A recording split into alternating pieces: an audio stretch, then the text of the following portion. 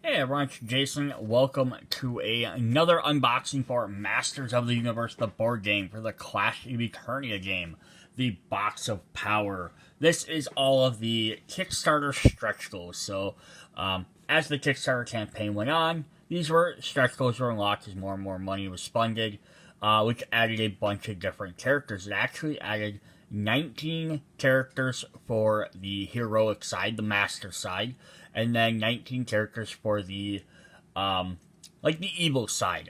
Most of them are for the evil forces, which is like Skeletor's team. There are a couple for that matching to some of the expansions. I think like a couple for the Horde set and a couple for Snake Men.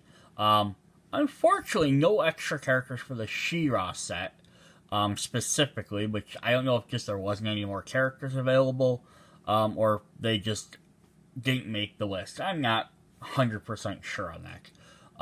But even if you, for some reason, picked up this box with just the base game and you don't own the Snake Men or Horde set, they should all be playable. I haven't specifically looked at all their skills to see if they use tokens or items from those base sets or them expansions, but I'm going to guess that they probably don't. Usually they don't include stuff that doesn't. This is some awesome old school artwork with Snake Mountain up in the back. All bunch of the different characters. Now, just because they're showing us boxes, not everything is represented. I know we don't have the chest masher He-Man and Skeletor, where you battle damage their chest, they flip over. And we also don't have any of the vehicles. But pretty much all the rest of the characters are included. I do love this in the artwork though. So you have He-Man here, and you have He-Man back here as well. There's like 50 characters. They couldn't find somebody else to sit on that. Where's Man-at-Arms, right? I mean, again, this is probably a smaller image, but still pretty funny. Alright, so this will be a many-part video, as you can imagine, because I have so many characters to go over. And if you've watched any of the previous ones, there's usually about 6 to 7 characters in each of the small expansions. And even the big one, there was 12, and it was taking about an hour-ish to go through all of them, 40 minutes to an hour to go through 6, 7 characters, plus all the other content. So, I will definitely be breaking this down. We're going to go through the first one. We're just going to kind of go over all of the non-character stuff in there. And then we'll do probably like 2, maybe I'll try and see if I can do it in 2, but we might do 2 to 3 videos for the hero side, and then 2 to 3 videos for the villain side. And I'll definitely have them titled on the tops, and I'll try and link the parts together in the descriptions so that you can just jump to which ones you want. Alright, so the first thing we do is we have a new scenario book, which are a couple new scenarios. So the first 2 do actually involve specific stuff to this campaign, with some of the new minions of He-Man and Skeletor. And then we have a holiday episode, of course. What would a cartoon be without a holiday episode? Coup de Grace. Which actually, this one utilizes some of the mounts. So this is another thing that's in this specific expansion. And then there's some more stuff with some of the different other mounts in there. You can see them listed in the middle. And a couple of sets from those. Now, could you definitely use these without the mounts, plays without them? Yeah, you could probably find something different to substitute in there.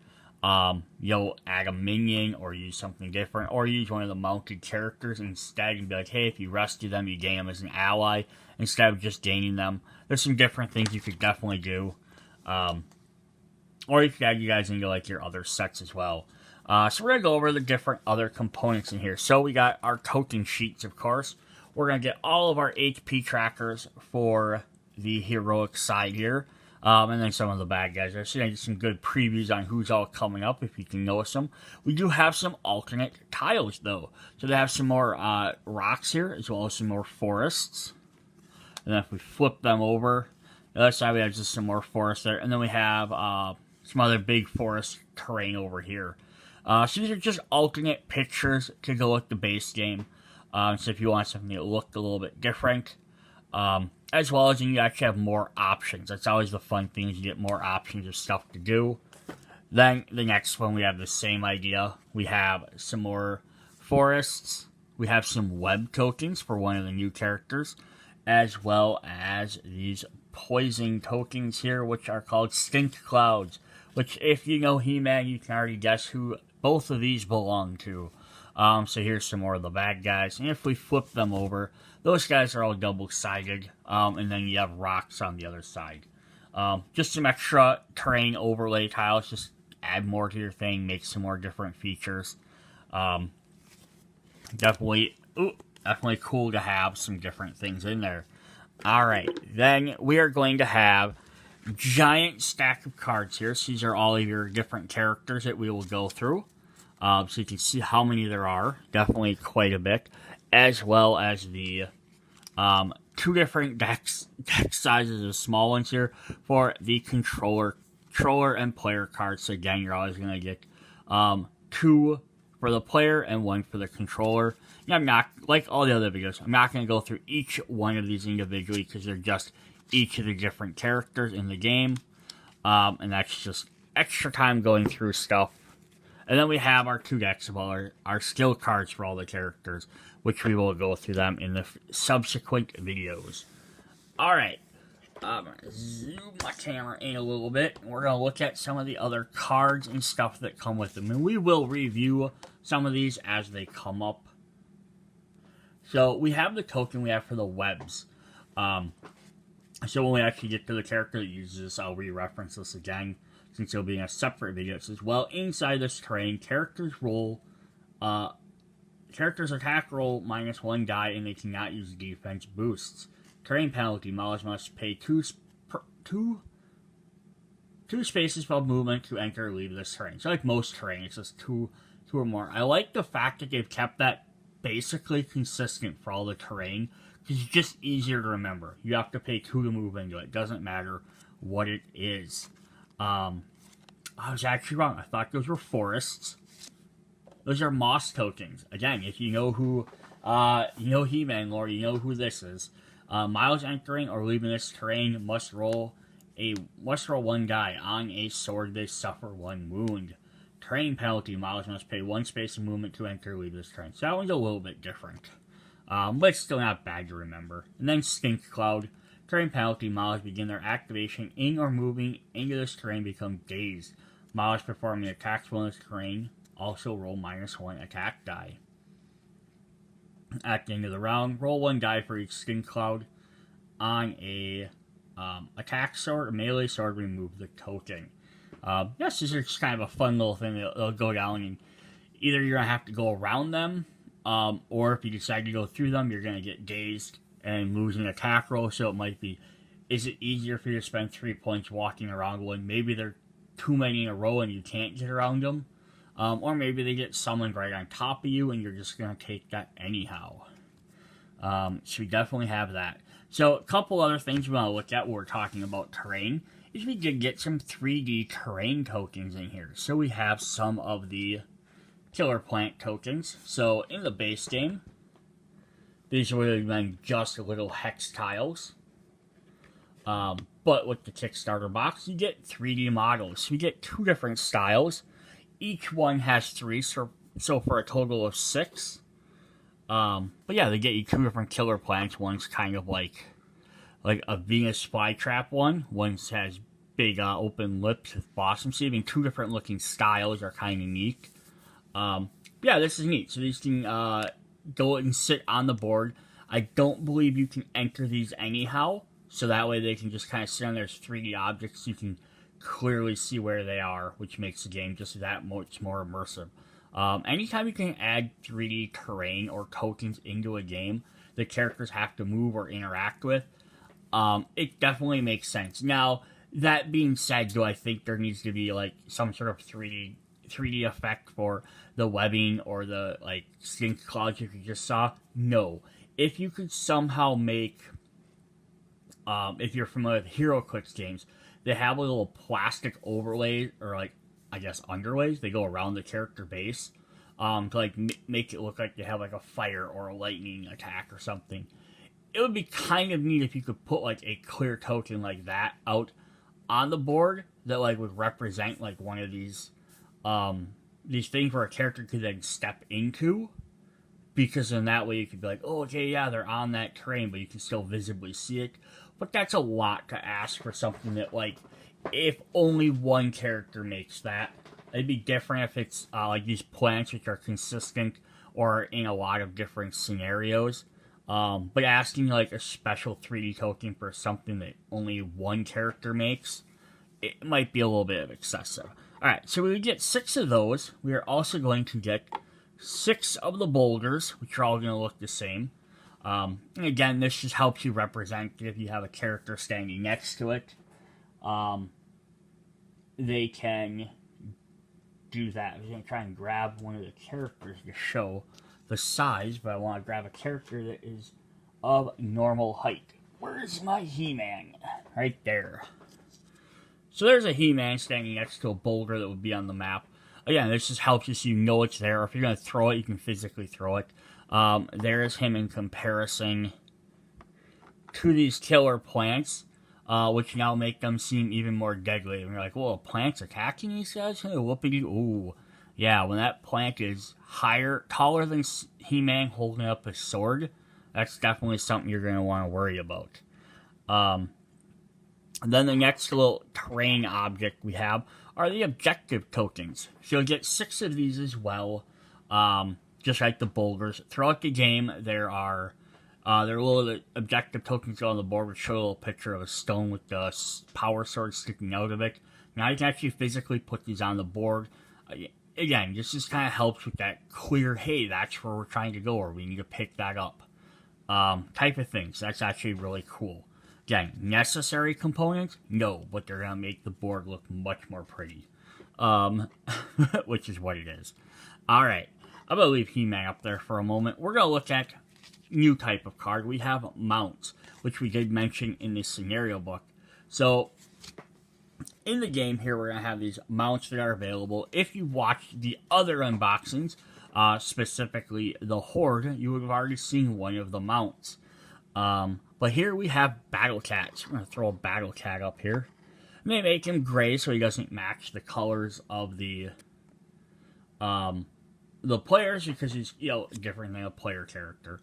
But basically what this is if you have one of the mounts on the table, you can use an action to interact with it to claim them.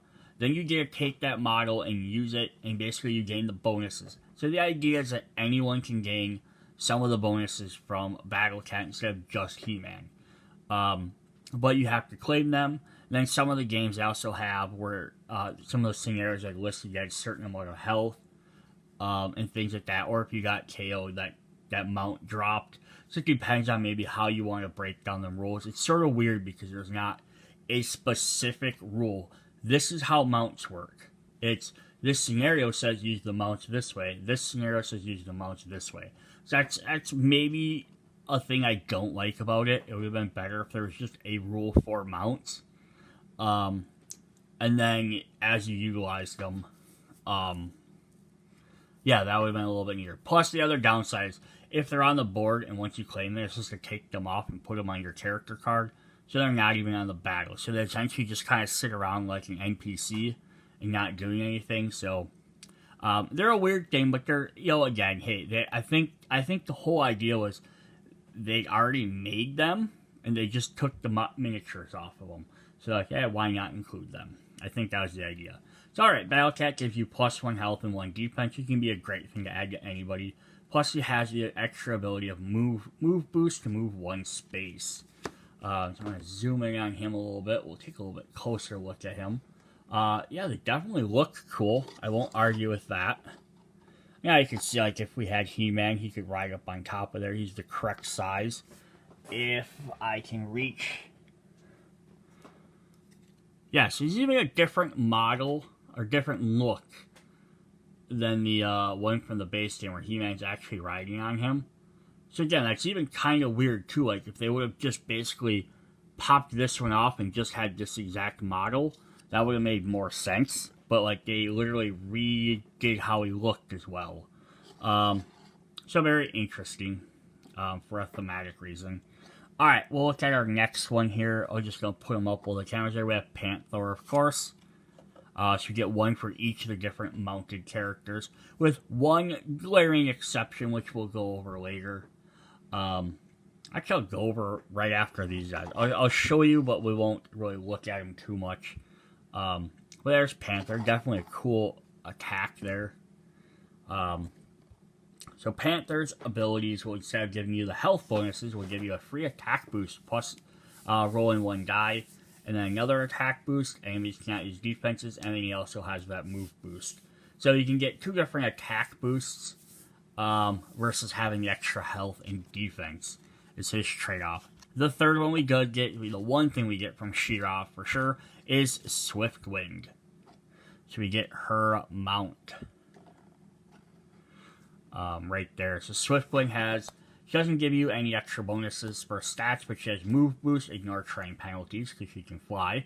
Move boost, enemies you end adjacent to suffer 1 wound, and then move boost of 1 or 2 spaces. So she's gonna let you move around a lot more. So it's kind of like, they're all gonna let you move at least 1 space, but Swiftwing's all about just moving. Panther gives you attack bonuses, and a Battle Cat will give you some extra health and defense stats. So it's kind of interesting depending on which one you want. I don't remember off the top of my head what Mantisaur did.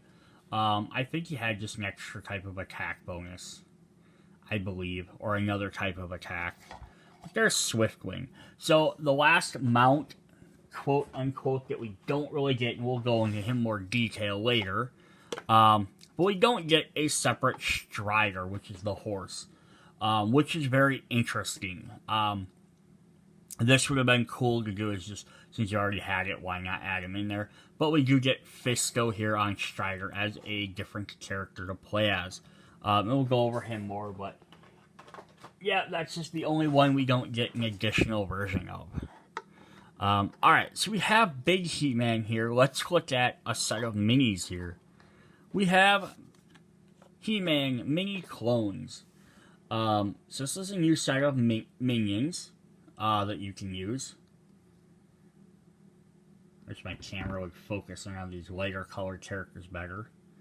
But yeah, we have them doing like a heroic pose, and we have them doing like the laughing pose. And then of course there's him standing next to regular He-Man. But yeah, you know, these can be swapped in for any of your miniatures, and they do have, again, specific scenario for this. But yeah, you can use them like in place of like the Terrian guards or whoever. So just extra fun, different minion options. They have 1 health, can't gain power, does not cause escape damage. And then he has Mighty Mini Punch, 2 melee. If a Tassel Grayskull is rolled, he may spawn 1 He-Man mini clone in an adjacent area. So he can spawn more of himself. So that's kind of fun. They can keep producing them. Now you will get 4 of each of these different sculpts for a total of 8, just like all the other miniatures. Or, I'm sorry, all the other minions. And then what would mini He-Man be without mini Skeletors? So we get our same thing. We get 2 different sculpts of the Skeletors with 8 total. And he has basically the exact same effect, except instead of Mighty Punch, it's Mini Havoc Staff, which does 2. But the same thing, he can also spawn mini clones. So that's also very interesting, because that's the first set of minions that one side or the other has the exact same. Of course, these are based off of an episode. They're just like, yeah, that'd be fun to make little miniature versions, and I'm not going to argue. Definitely cool. Extra minions are always more fun. Gives you more options to do stuff. Alright, so then we have some other extra miniatures here. We have NPC miniatures. So I'm just going to zoom in on these guys a bit. So these will replace your tokens from the base game. Much like the plants and the boulders and all that. If you want to have these guys physically on the map instead of a little token. If you had your She-Ra set, you've already seen 1 NPC extra miniature, which is Cowl. So here we're going to get King Randor and Queen Marlene. But yeah, again, just with the same thing with the other terrain bonuses, really fun to have extra characters that can sit around on the board. So like, oh, we have to try and rescue them, or they're damaging us, or doing something. Like, you actually have a physical thing on the board. Plus, they're a different color than the other two, not the yellow or the peach or the tan. So the peach tan for the heroes, or the dark gray for the villain teams. So that way they stand out. You can tell they're a different piece. So that's definitely fun to get those guys. They don't become playable characters or anything. They're just to represent the NPCs in the scenarios. So we also get Prince Adam and Cringer as well. Try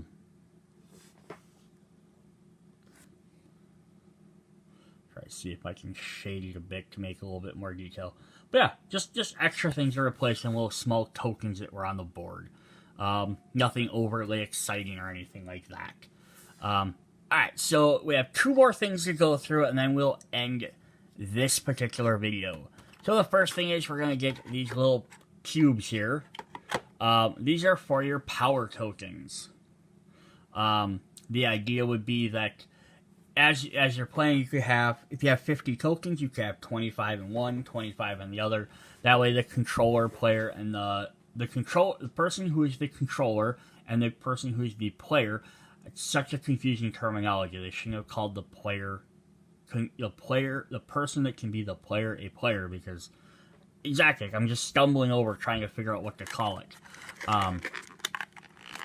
But yeah, that's the idea of these, is you can put your tokens in, your little cubes in here, and then that way you have access to them. This does not, so it doesn't open super easy. I mean, you just gotta kind of find that notch.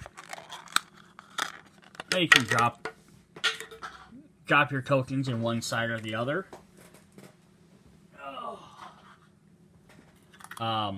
One side is deeper, so you have like a deeper side and then a lower side. It snaps back together. Then once they snap together, they do hold. Alright, I'll have to grab that later. That went way under the table. But yeah, that's, is that a big giant thing? Nope. Again, just a little help aesthetic thing while you're playing. Just to let you, hey, here's a little container so you don't have to sit there and keep pulling them out of the box. Now, why this didn't come in the base game, I don't know. That would make a lot more sense than a stretch goal. And as for a stretch goal, I would have almost preferred, like, better containers. But, it's what it is. I'm not going to argue with extra free content.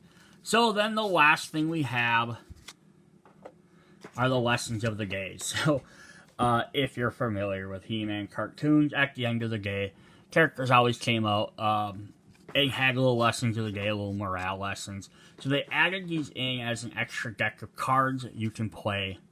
And here's the basic rules where it says, keep this deck face down. At the end of the game, shuffle the deck, then draw and read one card. So we're going to get 10 of them.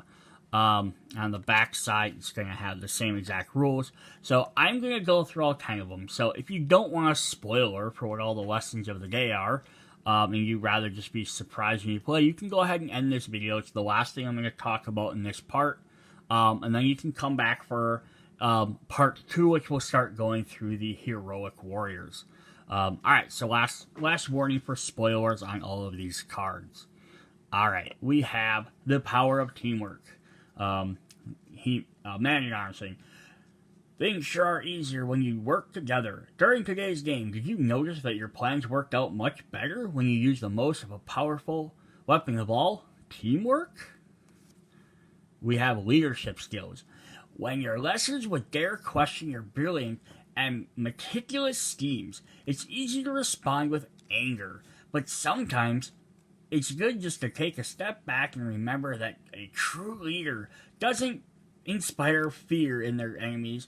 They also inspire greatness in their companions, minions. That was the worst Skeletor voice I've ever done. I can usually do a pretty good Skeletor voice. It just didn't want to come out. Then we have He-Man, of course. The strength of self-confidence. Being the most powerful man in the universe means I'm definitely tough, but outer strength is nothing compared to the strength of self-confidence. Even if you didn't win this game, believe that you will do better next time. We have animal friends with Beastman. Animals, like cats and dogs, can be your friends, but never make assumptions because other animals like bears and tigers are probably less friendly. So if you see one, tell an adult immediately. I don't know why Beastman became a vampire. I'm gonna keep destroying all these voices. Just be prepared. We have Tila here, forgiving your teammates.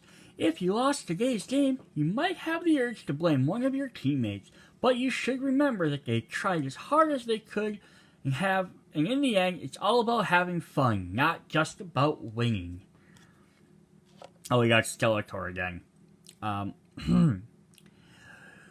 He-Man, winning is the most important thing there ever is. If you were the victor today, revel in your superiority over your enemies. Never let them forget how you crushed them this day. I love that that's like the weirdest negative one. Then we have Orko, Luck of the Dice. I don't remember what Orko sounds like at all. Sometimes you can try your absolute best, but things outside of your control, like dice, weren't just in your favor today. Don't let it get you down. Everyone has unlucky days sometimes. We get good old Cringer here being bold. Trying new strategies sure can be scary, but it's also exciting too. What new tactics did you try this game? I hope they worked out for you. Cringer just became Southern. We have Ram Man. Something happens that makes me so angry, but when that happens, I take a deep breath. Think about this situation and try better next time. People who let anger win are the real losers. And then finally we have Eviling. If you won by being a do-gooder, then you got lucky this time. That's all. If you lost, maybe try being more cunning and sneaky next time. You can get away with all sorts of things they'll never see coming. Those were all very terrible voice impressions, and I apologize for anyone that stayed and listened. But I had fun doing them. Alright, so that's our lessons of the day. That's our Power Box 1. See you guys in part 2 to start going over all the characters.